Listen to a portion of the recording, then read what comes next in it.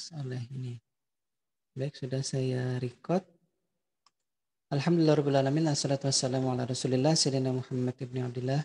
Rekan-rekan mahasiswa sekalian yang saya hormati, alhamdulillah pada kesempatan pagi hari ini kita masih diperkenankan, disehatkan badan, panjangkan umur untuk bisa kembali bertemu. Mohon maaf tadi terlambat karena saya di lift oleh di kelas pertama. Jadi tadi saya sudah tetap di kelas ini, ternyata oleh host ditutup ya ininya apa namanya meetingnya. Tadi jadi saya login lagi, mohon maaf. Baik, di pertemuan sebelumnya kita sudah banyak membahas tentang komponen-komponen dasar dan lain-lain ya, termasuk mungkin ada yang sudah mengerjakan tugasnya dan sebagian sudah mengumpulkan. Jadi kalau yang saya balasi itu sudah saya lihat dan saya sudah beri nilai langsung, saya catat gitu ya ke daftarnya. Ntar nih ada siapa nih. Baik, kita sambil sapa dulu kawan-kawan yang ada di sini. Ada Sobari, kemudian ada Aji Pratama, Siti Aulia, Novia, Carolina, Zainal Fahriandi, Ahmad Sahril Azmi, Muhammad Iqbal Hidayat, Hafiz Zulfa Khairani. Ini kayaknya Hafiz sudah mengumpul tugas kalau tidak salah ingat nih ya. Sri Ripka Susanti, Herni, Yuniar Anatia, Muhammad Akmal Effendi, Rizky Ramadan, Alfaris, Aryadi, Muhammad Nur Rijal, Ahmad Reza Rabial, Sukma Jadi, Dandira Farsa, Tri Feli Ariel, kemudian M. Sofi, Siti Meriana, Ibrahim Sabirin, Tahtaruli, Alif Ma'ruf, Tri Prasetyo, M. Arif, Hernanda. Baik, saya sudah baca yang kebetulan sudah ada di 27 orang hari ini. Baik, saya akan coba share screen ya sebentar.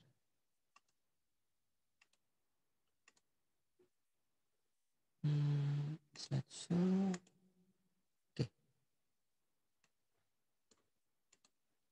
Baik, mata kuliah pemrograman robotika hari ini tanggal berapa tadi?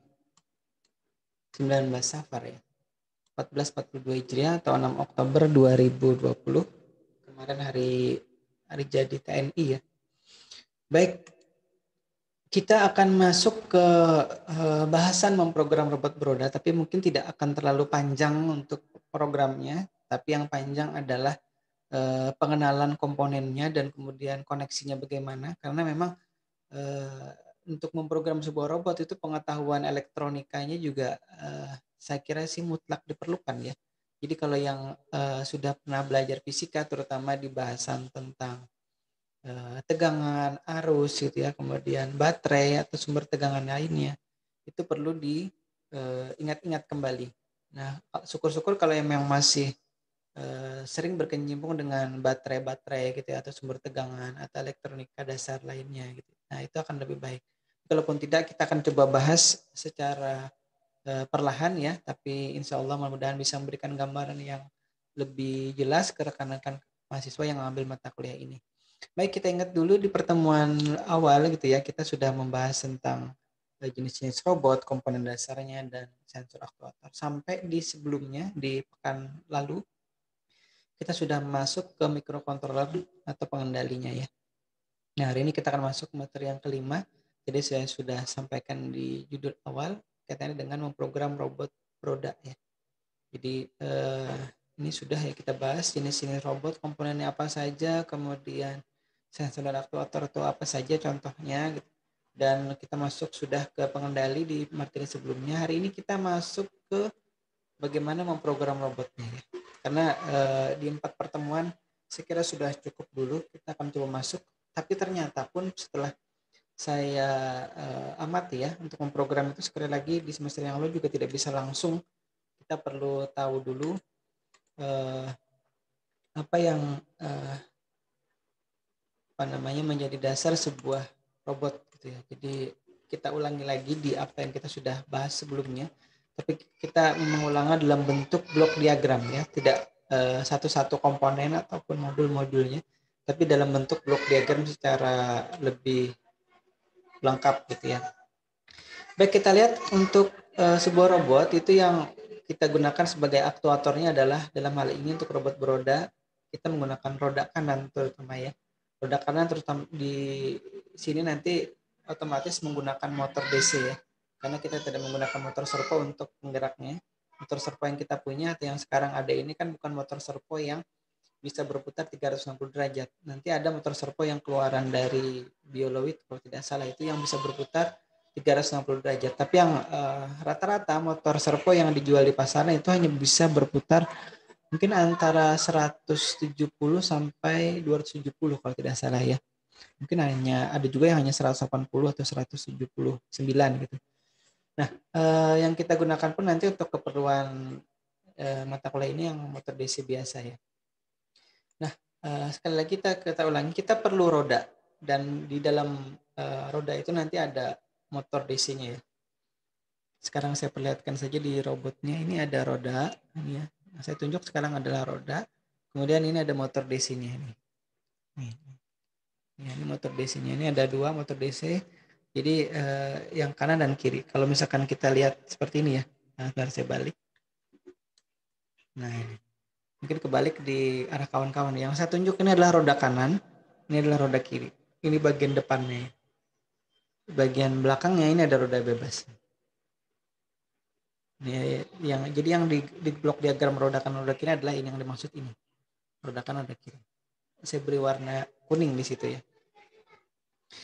Baik, kita lihat lagi dan kita juga memerlukan sebuah penggerak ya atau driver. Mungkin di paketannya kalau yang sudah mengerjakan tugas gitu ya, itu kan ada detail driver motor yang serinya L298.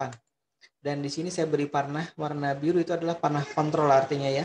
Jadi si penggerak atau driver itu nanti yang menggerakkan atau mengontrol si roda kanan roda kiri. Kenapa tidak mikrokontrol? Itu ya pertanyaannya mungkin. Karena mikrokontrol ada di depannya lagi. Jadi sengaja saya buat dari belakang bukan dari depan tapi dari belakang untuk menunjukkan yang dikontrol apa, perantara antara yang pengontrolnya apa, kemudian kontrolernya apa. Jadi yang dikontrol adalah roda kanan roda kiri atau motor kanan motor kiri, kemudian ada perantaranya, ada penggeraknya. Karena tidak bisa langsung dari mikrokontroler ke roda gitu ya. Bisa jadi mikrokontrolernya akan langsung rusak kalau terhubung ke sini langsung. Jadi ada perantara ini istilahnya kita. Ada penggerak atau ada driver di situ.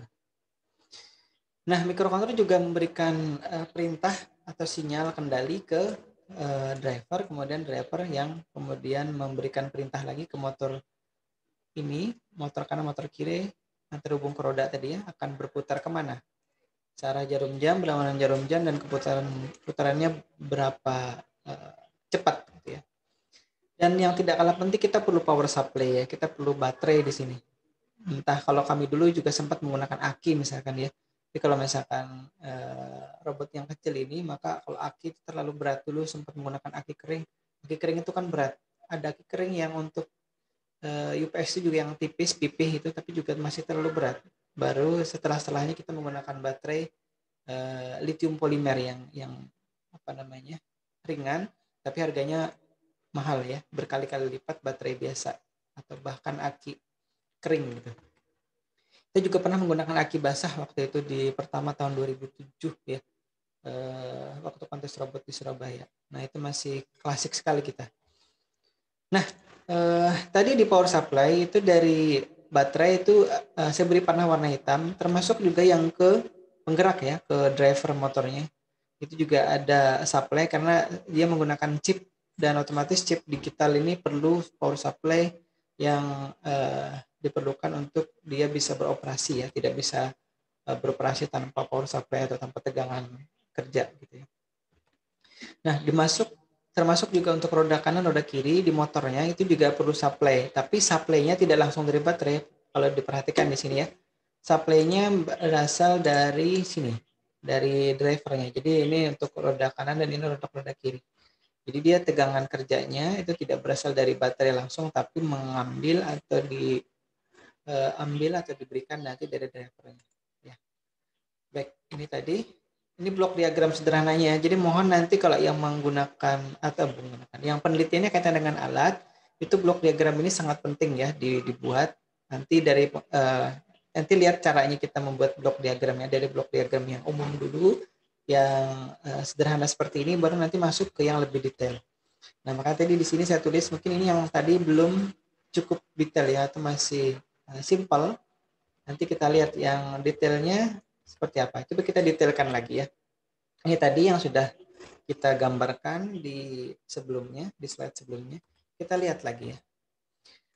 Nah, ternyata untuk microcontroller yang kita gunakan itu kan serinya Atmega 328. Itu adanya salah satunya di Arduino Uno. Nah, jadi Arduino itu kan sebuah platform yang mungkin bahasa kita di sebelumnya itu menjembatani antara pengguna dengan microcontrollernya gitu ya. Jadi kita tidak bisa langsung memprogram microcontroller.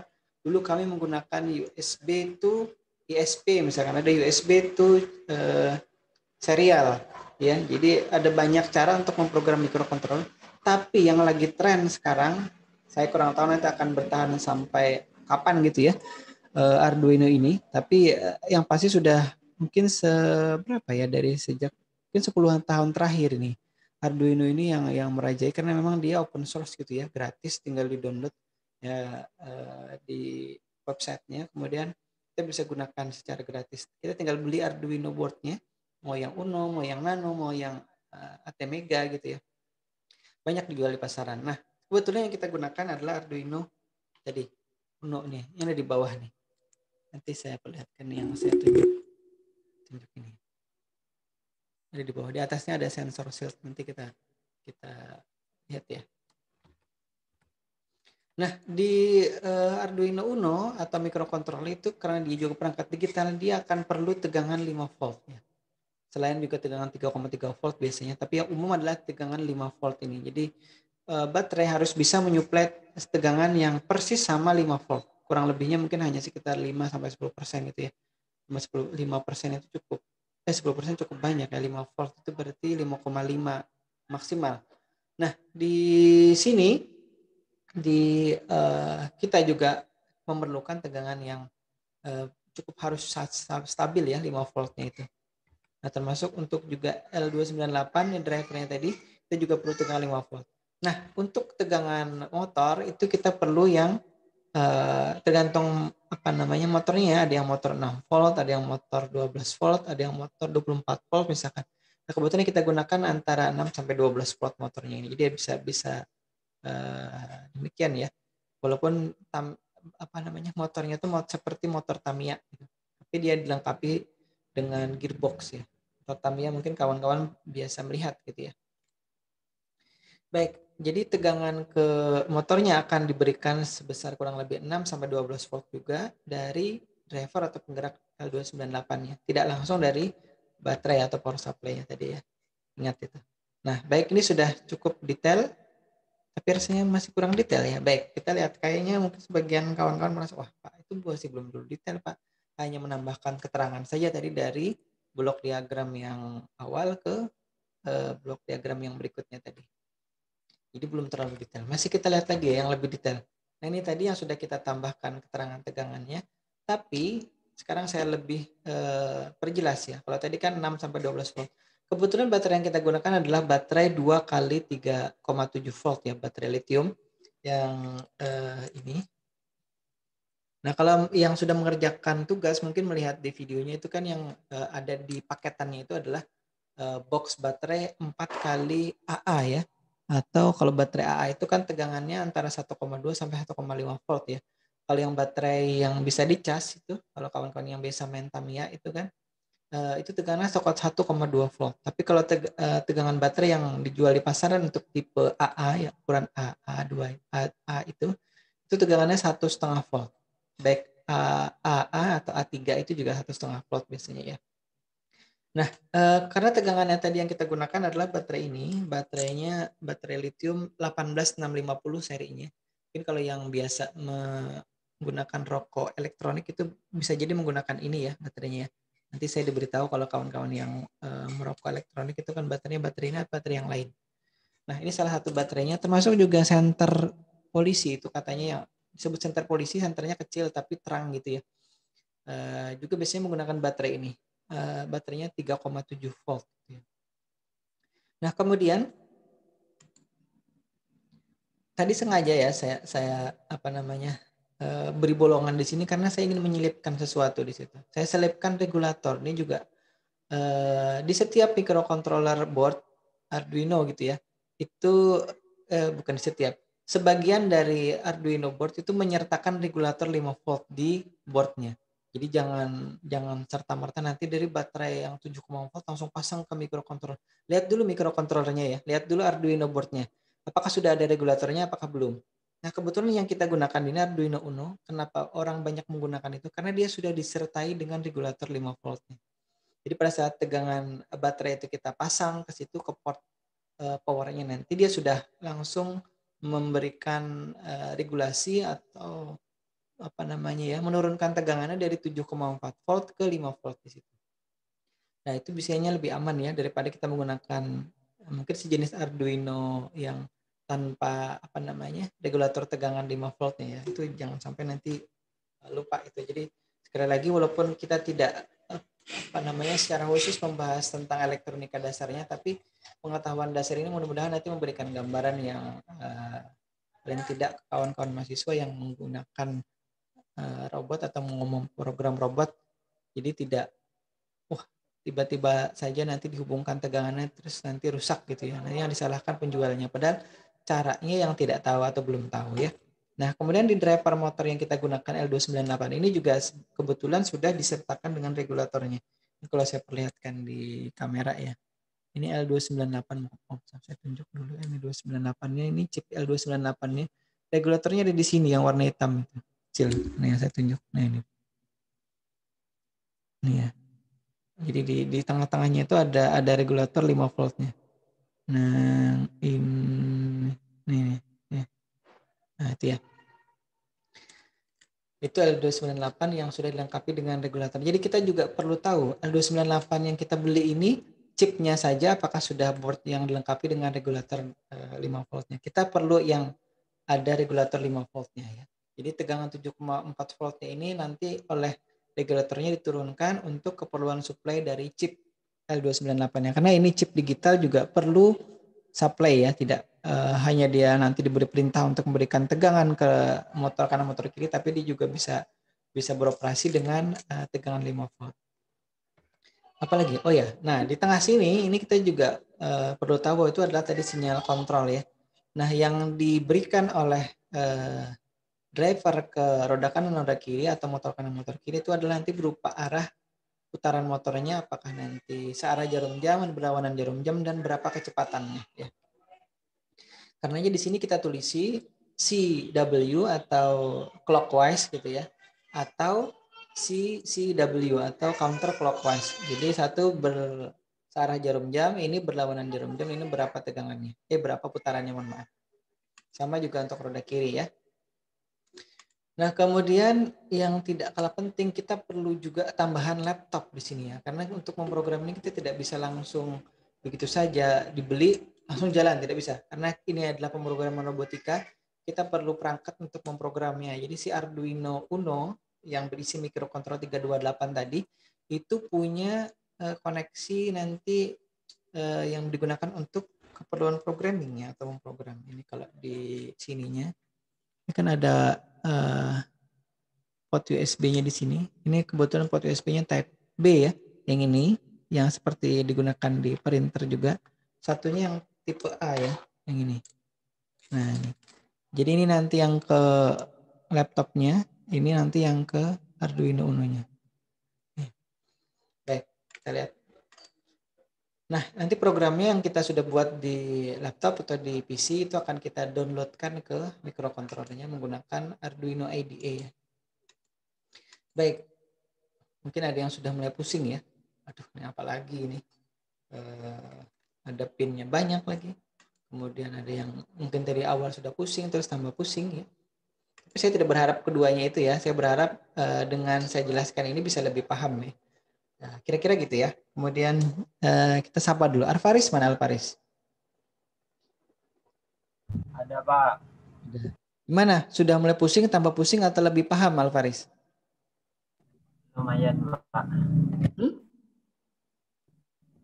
lumayan pusing. Lumayan pusing. Berarti tidak ada di tiga ini ya, lumayan pusing katanya. Ya, ada yang perlu saya ulangi tidak penjelasannya biar tidak pusing, tapi lebih paham gitu. Pak, izin bertanya Pak. Silakan.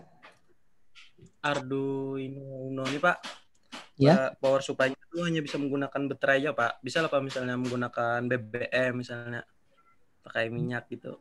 menggunakan apa tadi? Mohon maaf. Oh, baterai Pak. Power supply-nya Baterai. kan menggunakan baterai Arduino Uno Pak. Oh Kalau iya. misalnya menggunakan bahan bakar minyak bisa lah Pak. Aduh. Diganti power supply-nya atau menggunakan mesin misalnya. Mesin. Mesin bahan Oh, bakar minyak. mesin. Heeh. Arduino itu kan dia kan perangkat digital. Jadi saya jawab ya. Alpares ya tadi ya. Rizky Ramadan Pak. Oh, Rizky Ramadhani ya. Baik. Rizky, si Arduino ini mana tadi ya? Nah, ini ya. Ini kan dia kan perangkat digital tuh. Jadi power supply-nya juga tidak bisa yang kalau misalkan ada yang berpikir, oh ini kalau diberi genset, bisa sih diberi genset, tapi setelah dari genset itu kan keluarannya kan biasanya kan kalau genset umumnya ya 220 volt. 220 volt berarti perlu ada adaptor dulu, misalkan seperti adaptor handphone gitu ya. Adaptor handphone itu kan keluarannya kan 5 volt tuh yang ke handphone kita. Nah, yang menggunakan slot micro USB atau micro USB atau Type C, USB Type C gitu ya. Rata-rata kan seperti itu tuh 5 volt. Nah, begitu juga si Arduino ini. Jadi dia tidak bisa langsung dari listrik 220 ke sini. Makanya kalau yang tadi dari ini ya, dari komputer dari laptop, itu kan dia lewat USB ini, itu tegangan keluarannya dari komputer ke laptop itu 5 volt. Sama tadi ya. Ini coba saya ulangi tadi ya anunya, blok diagramnya. Nah, 5 volt yang ini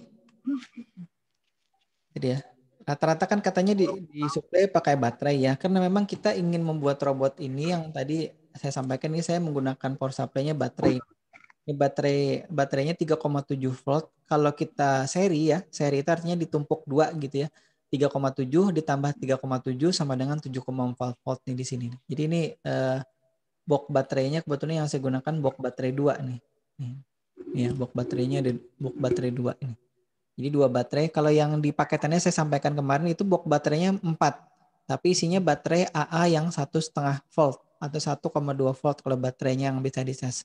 Ini baterainya kebetulan yang bisa dicas juga tapi tegangannya 3,7 volt. Jadi lebih tinggi ya tegangannya karena kita memerlukan tegangan yang lebih besar dari 5 volt untuk motornya, maka kita perlu yang lebih eh, besar tegangannya. Jadi karenanya saya gunakan yang baterai box 18650-nya yang dua ini. Jadi 3,7 dikali 2 7,4 volt nih ya. Jadi bisa sebenarnya kalau dijawab bisa apa tidak bisa menggunakan mesin nih tadi katanya ya. Tapi perlu lagi adaptor dan perlu lagi regulator. Nah, tadi si Arduino board kita ini kita sudah punya regulator, tapi regulatornya regulator tegangan DC ya, bukan regulator atau adaptor tegangan AC to DC. Nah, adaptor yang untuk mencas handphone itu kan dia mengonversi dari tegangan AC atau 220 ke tegangan DC 5 volt biasanya. Ada yang 1 ampere, ada yang 2 ampere, ada yang 3 ampere itu ya ininya arus listriknya.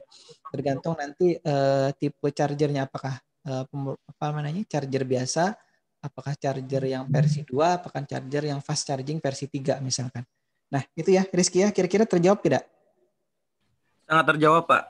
Baik, terima kasih. Kita lanjutkan dulu ya, karena waktu kita terbatas. Jadi saya lanjutkan dulu. Saya kira alhamdulillah tadi tidak mulai pusing. Kalau yang tadi apa tadi ya jawabannya si Alvaris agak apa ya? Ada lagi mungkin? Tidak ya. Kita lanjutkan dulu.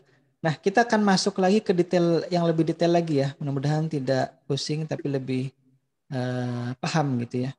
Karena ini sebenarnya ya mungkin tidak menarik bagi sebagian orang, tapi bagi saya ini karena memang bidang saya dari dulu ya. Eh, ini lama-lama nanti bentar, saya geser dulu karena ini mengganggu toolbarnya. Baik, kita lihat ya. Nah, tadi dari laptop ke microcontroller tadi kita perlu USB port tadi saya sampaikan. Nah, lebih detail lagi bahwa ini saya hide panel video. So video panel saya disable dulu ya panel ini meeting controlnya. Nah, ini dia. karena mengganggu penglihatan saya di slide-nya. Baik, ini kita lihat ya, si digital port 0 dan digital port 1 pada umumnya ya, di microcontroller atau di Arduino Uno ini digunakan untuk jalur komunikasi ke laptop. Karenanya kedua pin ini ya, untuk si apa namanya? Bentar.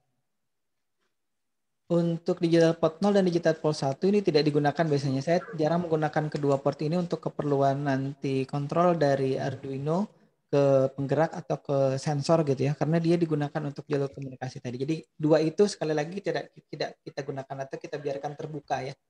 Nah, kemudian untuk nanti mengontrol penggerak ini atau driver motor, kita perlu menghubungkannya salah satunya ini tidak mesti ke pin ini ya, tapi pada umumnya atau pada kali ini kasus ini saya menggunakan digital port 5, 4, 5, 6 dan 7. 4 pin di sini ya. Dan kalau di drivernya itu terhubung ke in A1, in A2, in B1, in B2. Nah, ini mungkin tadi yang saya katakan sudah tambah pusing ini karena memang banyak sekali ya yang perlu diingat. Tapi sekali lagi kalau nanti tidak paham tolong ditonton lagi aja ya apa namanya video rekamannya ini sudah saya rekamkan nanti bisa ditonton di YouTube. Kalau biar bisa diulang-ulang itu di-download saja videonya. Jadi tidak menggunakan banyak kuota karena nanti kalau misalkan sekali membuka YouTube-nya terus nanti dia kan browsernya akan mendownload dulu. Nanti ditutup dia akan mendownload lagi kalau dibuka lagi. Mending kalau misalkan memungkinkan itu di-download saja dulu terus tidak perlu ditonton. Jadi dia cukup mendownload nanti lihat lagi di history downloadnya nanti sudah ditonton di situ saja. Kalau penjelasannya kurang paham kalau di sekali seperti tadi ya.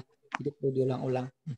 Nah, kemudian di pin driver itu nanti ada pin yang namanya pin plus minus motor nih. Kalau saya perlihatkan di drivernya itu ya. Ini di sini nih. Ini ada plus minus motornya. Nanti kita lihat di gambarnya ya. Kalau di video mungkin ini di zoomnya mungkin tidak terlihat dengan jelas. Nah, ini dia nih. Ya, nanti bisa kita lihat di gambar aslinya saja ya. Nah, itu yang nanti kita hubungkan ke motornya. Sekarang kita lihat modul aslinya aja nih. Karena kalau di apa namanya di tadi itu mungkin bisa tidak terlihat dengan jelas. Kita punya Arduino Uno di sini ya. Saya tunjuk sebentar. Nah, ini ya. Ini Arduino Uno ini. Ini Arduino Uno ya. Nah, kemudian ini adalah Arduino Sensor Shield versi 5. Ini juga ada di dalam paketannya. Kalau kita gabungkan keduanya, maka jadinya akan ya. Kalau ditumpang seperti ini jadinya nih. Ini adalah Arduino Uno yang dipasangi sensor shield versi 5 tadi. Yang sekarang juga yang tadi terpasang di robot adalah yang model ini. Bentar ya. Ada yang berbicara nih, tapi saya tidak bisa nge-mute karena kontrolnya saya tadi hilangkan. Bentar.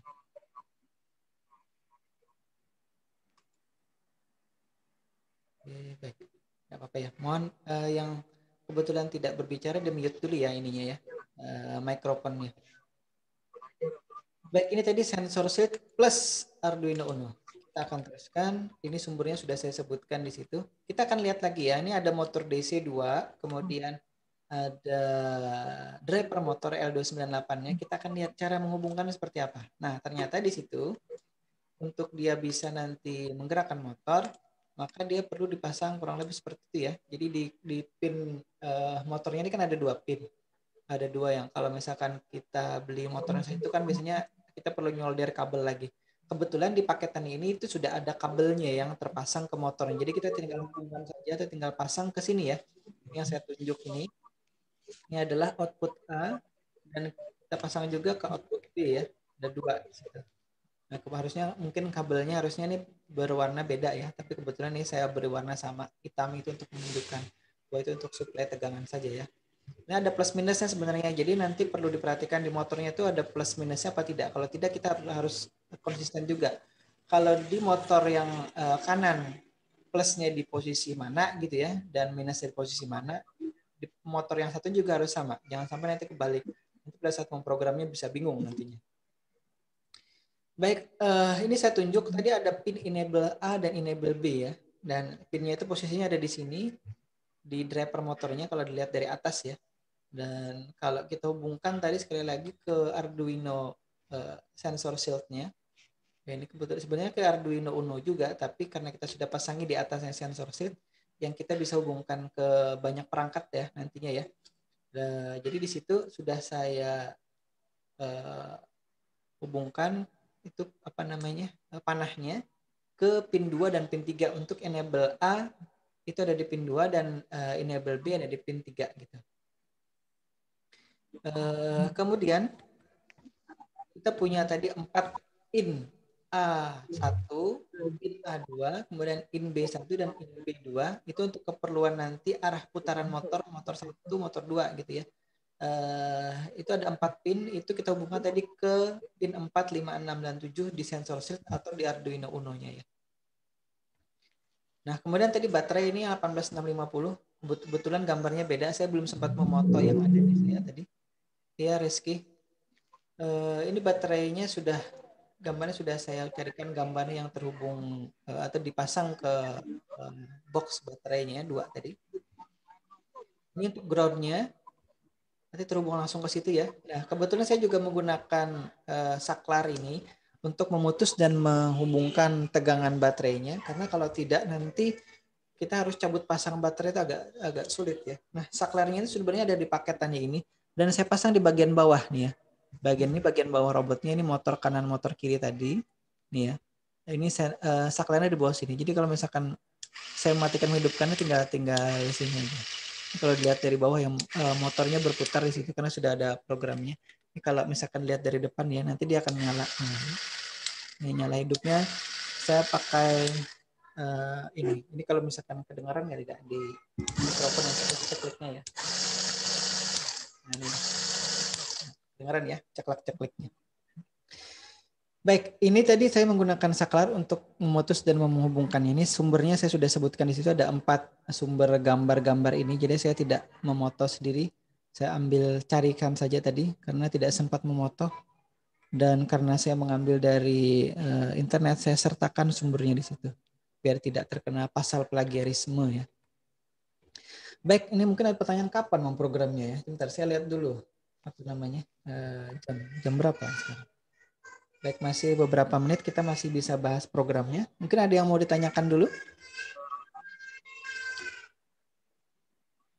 Belum ya, Rizky ya? Mungkin ada lagi ya, nanti sambil jalan ya. Kita lihat, ini adalah programnya yang digunakan untuk menjalankan motor DC ya. Jadi belum membaca sensor, belum mengendalikan motor servo atau menjalankan motor servo, tapi motor DC tadi, motor DC biasa yang ini. Ya, jadi tadi dari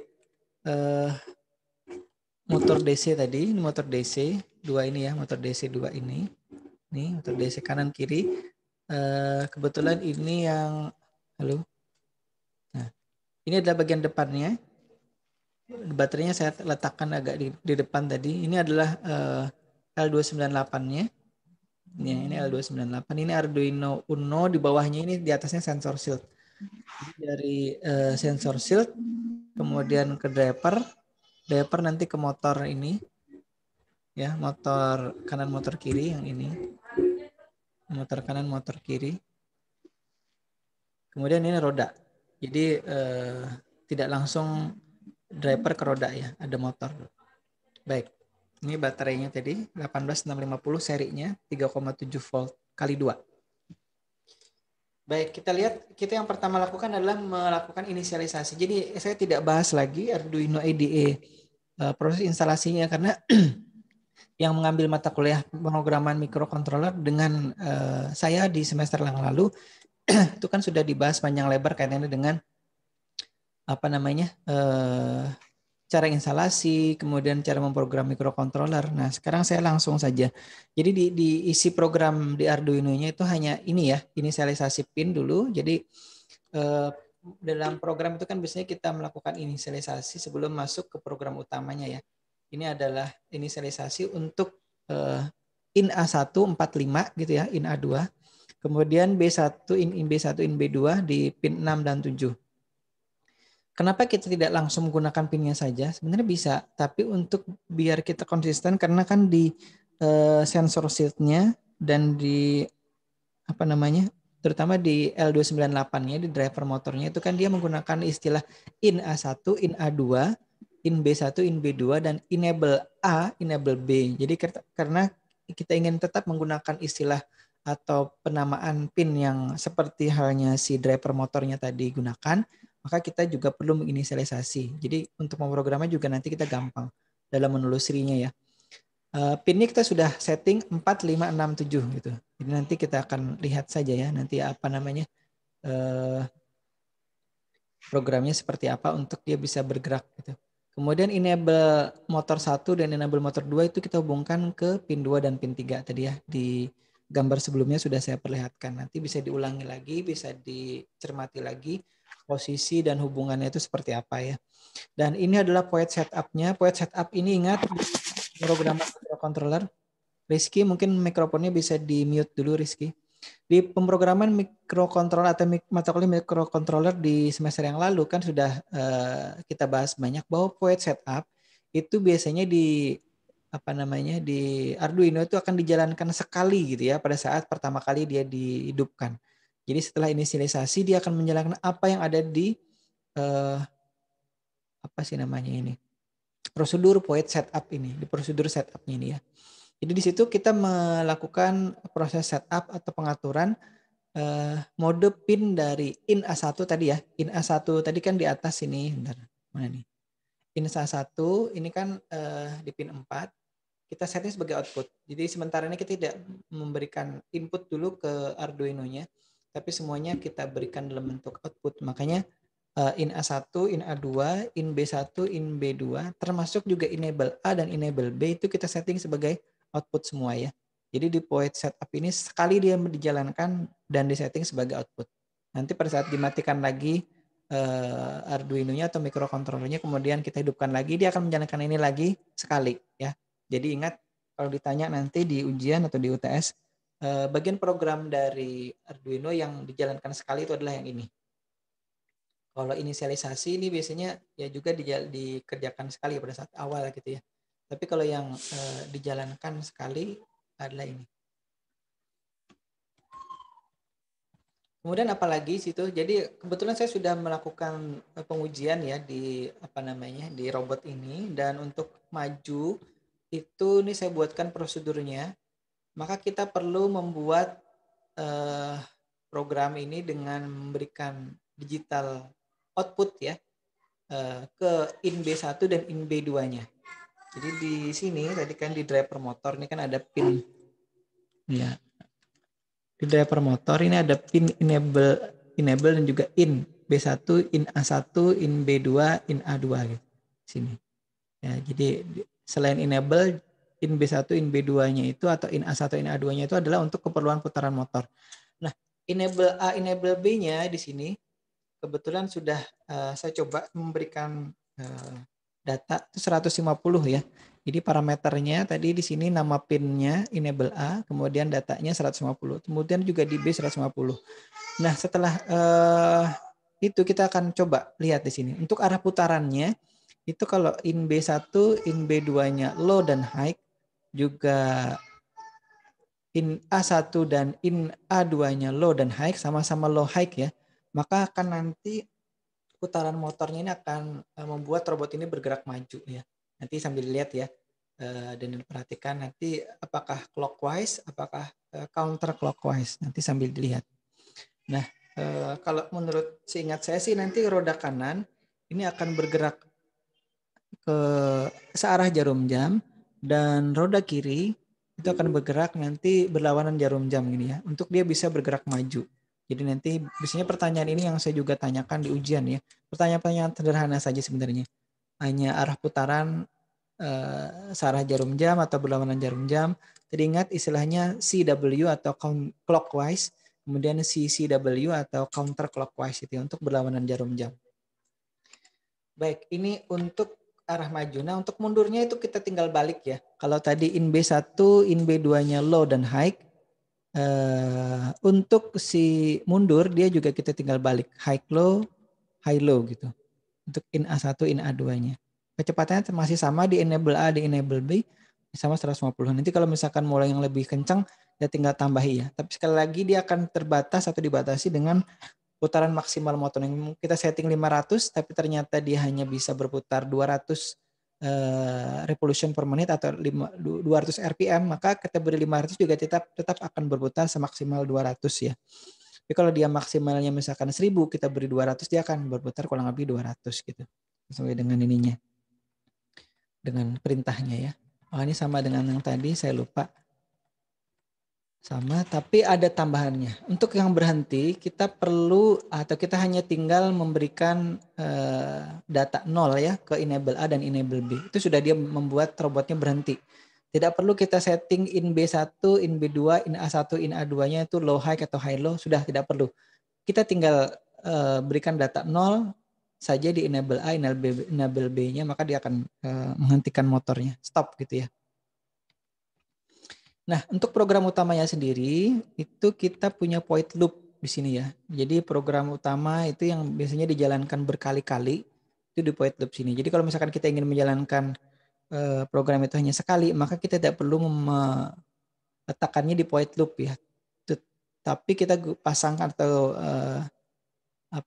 programkan di point setup saja. Jadi kalau misalkan mikrokontrol atau Arduino-nya hanya digunakan untuk menjalankan program sekali saja, misalkan yang untuk menampilkan apa ya udah sekali, terus dia berhenti diam gitu, maka cukup di program di point setup-nya. Tapi kalau misalkan dia ingin ditampilkan berkali-kali berulang-ulang, misalkan tulisan yang bergerak gitu ya dari kiri ke kanan, itu kan sudah ya di semester lalu di pemrograman robotikanya di saya yang mengajar itu kan sudah.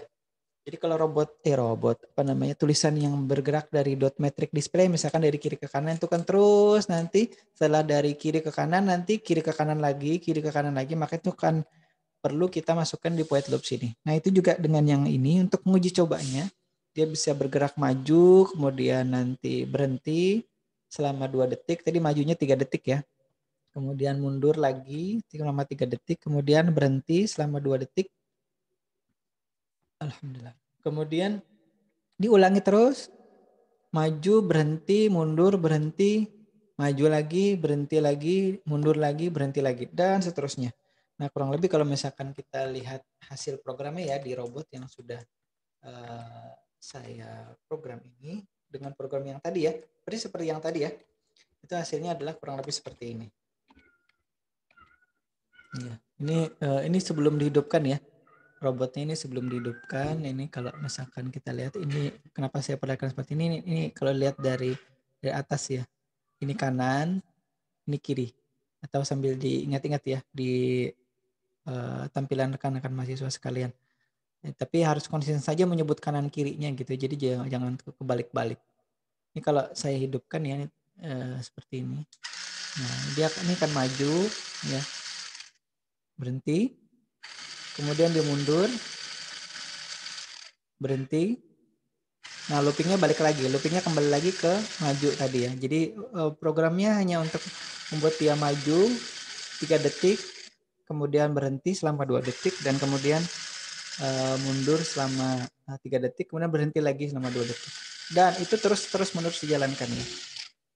Dan ini kalau diletakkan di lantai nanti dia akan bergerak ya. Saya buatkan videonya saja nanti biar bisa dilihat di channel saya saja ya, karena saya tidak sempat, kalau ini tidak bisa mengamera sambil mengajar ya kalau digerakkan karena saya belum sempat membuatkan video rekamannya. Ini ada roda bebas di belakangnya sini ya. Ini nanti ini seperti becak jadinya ya. Becak itu kan rodanya 2 di depan dan 1 di belakang. Nah, kurang lebih gitu.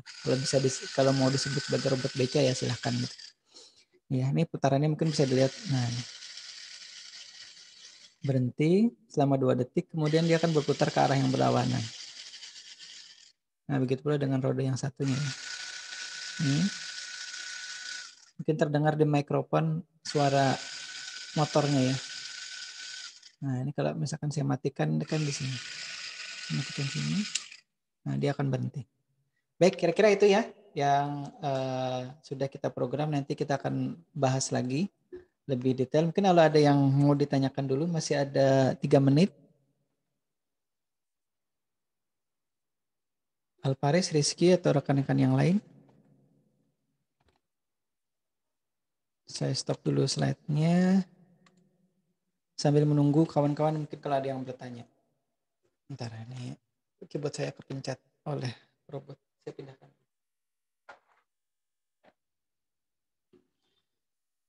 Silakan mungkin. Ini si Gusman. Iya, Pak. Ada yang mungkin masih mengganjal atau membuat pusing?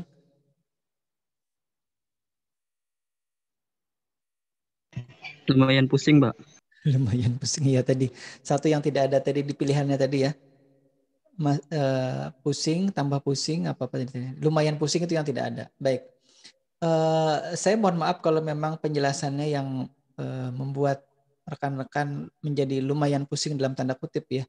Karena memang ini harusnya dijelaskan di kelas dan dipraktekkan secara langsung gitu ya, tidak dijelaskan dalam bentuk pertemuan online seperti ini. Tapi memang karena tidak memungkinkan untuk kita bisa bertemu secara langsung, otomatis inilah media yang paling